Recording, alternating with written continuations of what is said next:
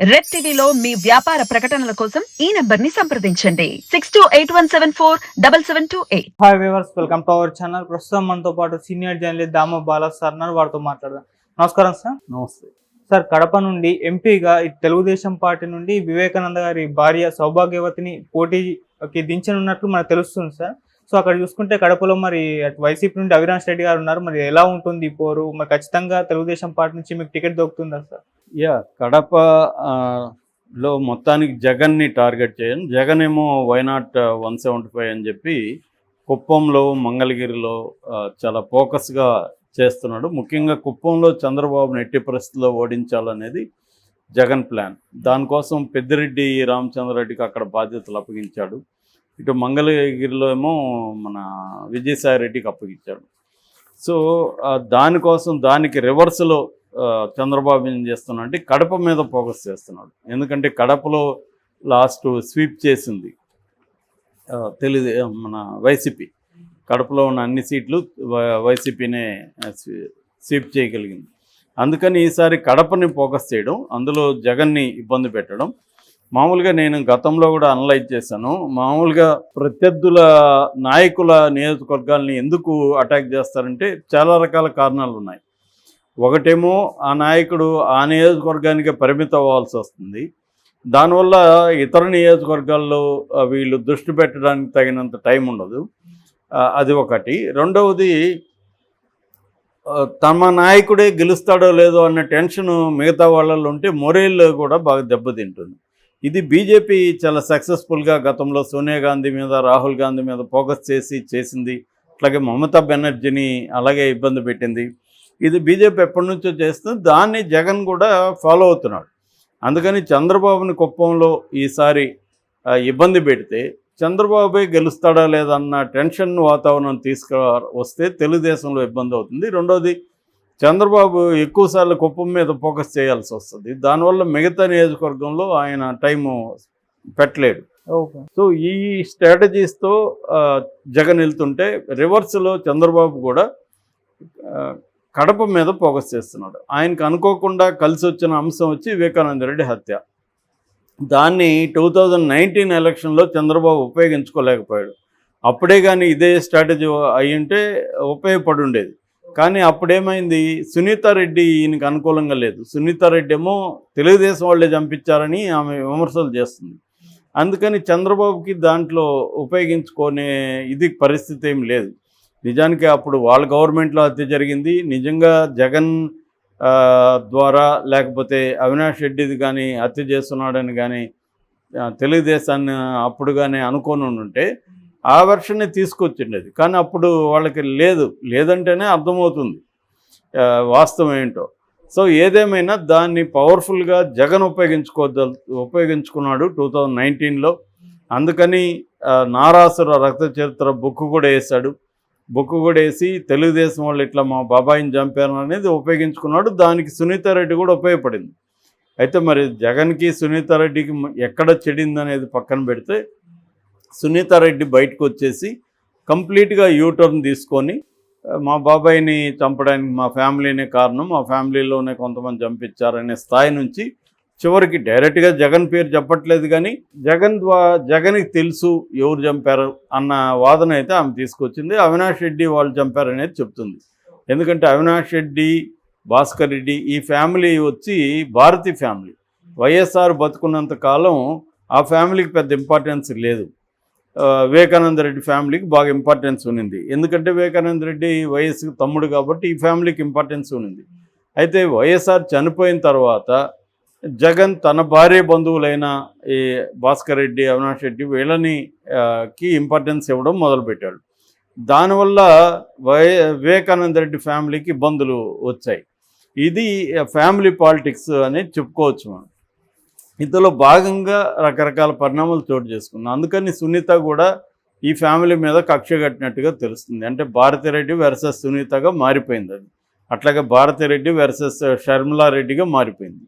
ఈ ఈ పరిణామాల క్రమంలో ఇప్పుడు తర్వాత ఏమైందంటే తెలుగుదేశం దీన్ని ఎఫెక్టివ్గా, తెలుగుదేశం మీడియా కానీ మనం అనేక వీడియోలు చేసాము. వివేకానంద రెడ్డి హత్య జగనే చేయించాడు అన్న ఒక వాదనని బలంగా తీసుకెళ్ళగలిగాయి. దానికి వాళ్ళు చంద్రబాబు ఏంటంటే సిబిఐ వైపు నుంచి కూడా నరుకొచ్చాడని చెబుతారు. సిబిఐలో రామ్ సింగ్ని కూడా చంద్రబాబు మేనేజ్ చేశాడనేది వైసీపీ వాళ్ళు చెప్తారు. అలాగే రామ్ సింగ్ ద్వారా వీడిని దస్తగిరిని ఒక అప్రూవర్గా మార్చి దస్తగిరి ద్వారా ఒక నెరేటివ్ చెప్పించి ఇదంతా కూడా వీళ్ళే చేయించారు అనే ఒక నెరేటివ్ చెప్పించడం ద్వారా కోర్టులో కూడా బలంగా చేయగలిగారు. సునీత లక్ష్యమైన ఆ ఫ్యామిలీని అటాక్ చేయడం అనేది నెరవేరింది. కాకపోతే ఒకే ఒక విషయంలో సునీత లక్ష్యం నెరవేరలేదు. అదేంటంటే అవినాష్ రెడ్డిని అరెస్ట్ చేయలేకపోయింది. మిగతా అందరిని అరెస్ట్ చేశారు. ఏవన్గా ఉన్న ఎర్రగంగిరెడ్డి కానీ, సునీల్ యాదవ్ కానీ, ఉమాశంకర్ రెడ్డి కానీ, దేవిరెడ్డి శివశంకర్ రెడ్డి కానీ, గజ్జల ఉదయ్ కుమార్ రెడ్డి కానీ, వైఎస్ భాస్కర్ రెడ్డి, ఈ 6 మంది కూడా జైల్లో ఉన్నారు.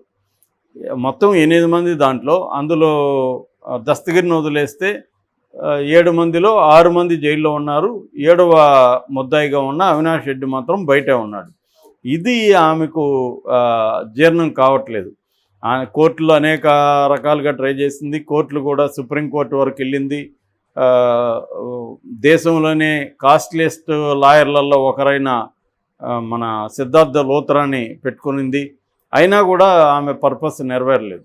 దాంతో ఆమె ఏం చేసిందంటే ఢిల్లీలో మొన్న ప్రెస్ మీట్ పెట్టి రాజకీయంగా దెబ్బతీయాలి జగన్ను అనే గోల్తో ఆమె మీడియాలో మాట్లాడింది.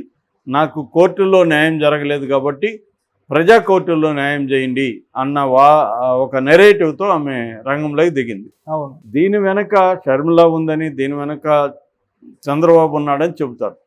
ఉండడంలో ఆశ్చర్యం ఏం లేదు. చంద్రబాబు అయినా జగన్ అయినా తమకు అనుకూలమైన అంశాలని, ప్రత్యర్థులకు ప్రతికూలమైన అంశాలని ఉపయోగించుకోవడంలో ఏ రాజకీయ నాయకుడు కూడా ఏమి సైలెంట్గా ఉన్నాడుగా, ప్రతి ఒక్కరూ ఉపయోగించుకుంటారు.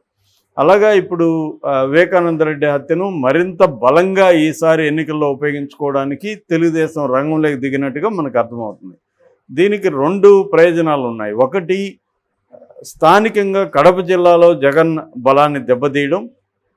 రెండవది, రాష్ట్ర వ్యాప్తంగా కూడా జగన్ సొంత బాబాయిని చంపేశాడు, సొంత చెల్లెళ్ళే చెబుతున్నారు అన్న నెరేటివ్ని తీసుకెళ్లడం అనేది జరుగుతుంది. ఇప్పుడు కొత్తగా ఇంకొక విషయం వినిపిస్తుంది. అదేంటంటే వివేకానంద రెడ్డి భార్య సౌభాగ్యమ్మ ఆమెను రంగంలో దించి కడపలో ఇండిపెండెంట్గా పోటీ చేయించి ఆమెను, అంటే ఆమెకి టికెట్ ఇస్తే మళ్ళీ ప్రాబ్లం అవుతుంది కాబట్టి తెలుగుదేశంలో టికెట్ ఇవ్వకుండా ఇండిపెండెంట్గా పోటీ చేయించి తెలుగుదేశం సపోర్ట్ చేస్తుంది. ఎట్లాగో షర్మిల కూడా చేయాల్సిన పరిస్థితి షర్మిలకు కూడా ఏర్పడుతుంది కాబట్టి అలాగా అవినాష్ రెడ్డిని కానీ అక్కడ ఓడించగలిగితే కడప జిల్లాలో మనం డెంట్ అంటారు కదా, దాన్ని డెంట్ పెట్టచ్చు, ఒక క్రాక్ని, ఒక దీన్ని పగుల్ని క్రియేట్ చేయొచ్చు అనేది చంద్రబాబుకున్న వ్యూహం. ఆయన వ్యూహానికి తగినట్టుగానే షర్మిల అండ్ సునీత కూడా కలిసి వచ్చారు ఆయనకి. ఆ రకంగా ఖచ్చితంగా అవినాష్ రెడ్డికి ఇది ఛాలెంజ్ అవుతుంది ఈమెను దించితే. ఎందుకంటే రేపు ఆమె కూడా రంగంలో దిగి నా భర్తను వీళ్ళే చంపారు, మా దగ్గర అన్ని ఆధారాలు ఉన్నాయి, కానీ కోర్టుల్లో లేట్ అవుతుంది, ప్రజా కోర్టులో మీరే న్యాయం చేయండి, నా భర్తకి జరిగిన అన్యాయం వల్ల నేను ఇప్పుడు మీ ప్రజల దగ్గరికి వచ్చాను, కొంగు పట్టుకొని అర్జిస్తున్నాననే డైలాగులు మాట్లాడింది అనుకో, కొంతవరకు కడప పార్లమెంట్ నియోజకవర్గంలో ఇబ్బంది అయితే దాని ఎఫెక్టు ఆ పార్లమెంటు నియోజకవర్గంలో ఉండే అసెంబ్లీ సెగ్మెంట్ల మీద కూడా పడే అవకాశం ఉంది. సో ఇది ఎంతవరకు ఇబ్బంది పెడుతుందనేది చూడాలి. అయితే ఈమెను ఎదుర్కోవడానికి జగన్ కూడా వివేకానంద రెడ్డి ముందు భార్యను రంగంలోకి రెండో భార్యను రంగంలోకి తీస్తాడన్న వాదనలు కూడా వస్తున్నాయి. అంటే షమీమ్ని రెండోసారి పెళ్లి చేసుకున్నాడు, వాళ్ళకి షహన్షా అనే ఒక అబ్బాయి కూడా ఉన్నాడు, ఈయన కూడా అక్బర్ అనే పేరు కూడా మార్చుకున్నాడు. అప్పుడు ఈ విషయాలంతా రంగంలోకి తీసుకొచ్చి చేయడానికి ఆల్రెడీ వాళ్ళు ప్రయత్నాలు ప్రారంభించారు. వివేకానంద రెడ్డి పిఏ ఆయన్ను ఆల్రెడీ రంగంలోకి తీసుకొచ్చి ఆయన దగ్గర మాట్లాడిస్తున్నారు. సాక్షిలో ఒక 1 hour ఇంటర్వ్యూ వచ్చింది సాక్షి టీవీలో. సో అలాగా ఆయన్ని రంగంలోకి తీసుకొస్తారు. అట్లాగే ఇంకా షమీమ్ను కూడా రంగంలోకి తీసుకొస్తే మాత్రం మళ్ళీ ఒక ఫ్యామిలీ డ్రామా అక్కడ స్టార్ట్ అవుతుంది. షమీమ్ ద్వారా చెప్పిస్తారు, రేపొద్దున నన్ను వీళ్ళు బెదిరించారు, మా హస్బెండ్ని వీళ్ళే చంపారు, అంటే సునీత వాళ్ళ హస్బెండ్ నర్రెడ్డి రాజశేఖర్ రెడ్డి, శివప్రకాష్ రెడ్డి వీళ్ళే చంపించారు అన్న ఒక నెరేటివ్ని తీసుకొస్తారు.